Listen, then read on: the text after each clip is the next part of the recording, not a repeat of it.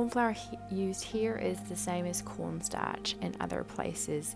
This is a pretty traditional ingredient for a creme catalana, but if you do not have that on hand, you could substitute in flour. We want to place our milk, our cinnamon stick, our orange peel, and our lemon peel into our saucepan and place that on medium-high heat until it is simmering. We want to get that really nice and warm. And whilst we do that, once it is hot, we want to remove it from the heat. And whilst we do that, we want to whisk in our sugar and our egg yolks in a bowl. We really want to make sure that they are really well combined and that the sugar is beginning to dissolve. Once we've done that, we want to add in our cornstarch, which will help thicken our custard. But I do know the custard is a little bit lighter in texture than you might be used to if you homemade custard. Next, we want to place in a ladle full of the hot milk to the egg yolks. We add it in smaller stages initially because we don't want to heat up those egg yolks, effectively cooking them by adding it all in one go. So adding it in ladlefuls gives us a chance to combine with the egg yolks, warm them up nice and slowly, and then we can effectively just add in about a third or half of that milk before we then remove our beautiful flavor ingredients, that cinnamon stick, our lemon and orange peel, before we add in that custard back to the hot milk. We want to return that milk to the heat. We want it on quite low heat to really set our custard. We want to whisk quite consistently here. It's okay if we don't whisk the entire time, but we do want to whisk as much as possible. We do this for a couple reasons. One, whisking ensures that it is being heated through consistently. Two, it also means we control the thickness of our custard because we can feel it.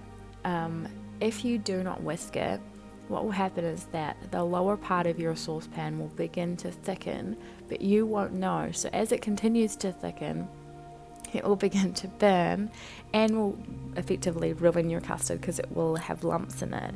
Whereas whisking means you can kind of sense the thickness and control it, remove it from the heat when necessary, or just know that it is equally thickened. It's nice and consistent at that texture.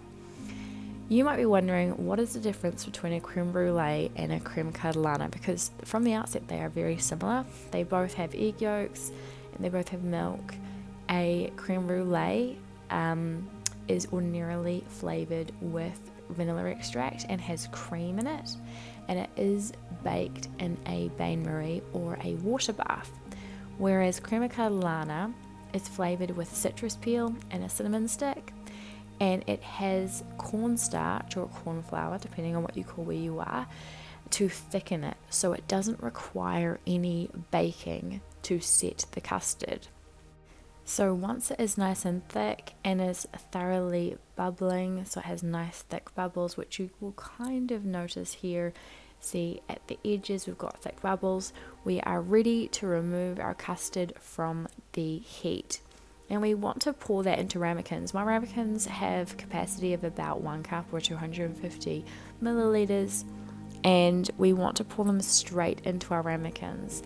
And as soon as we have finished pouring them, we want to top them with either saran or plastic wrap, or in my case, because we don't have any of that in my house, I simply put over greaseproof paper, which did leave slight marks, I will note, but covering our custard with a topping means it doesn't form a skin. Then we want to chill for 3 hours or preferably overnight. And then within 2 hours of serving, so before we serve, we want to top with our caramelized sugar topping. I don't feel too stressed too much about the fact that my custard, the top of my custard, has lines, because we're going to put a caramelized sugar topping on it anyway. But if you really want it to be nice and smooth on top, you probably want to use plastic wrap. Then we want to sprinkle over approximately 1 teaspoon of sugar, so it's about 5 grams of superfine or caster sugar, and we want to caramelize that topping with a blowtorch, or if we do not have one of those, we can definitely use a broiler or a grill. They do not take long to caramelize. And if your crema catalanas look like mine, probably nicer on top than mine do, then you've aced this and you should be really proud, because this is actually such a great dish. I really truly hope that you enjoy this, friends, and do subscribe for more videos like this.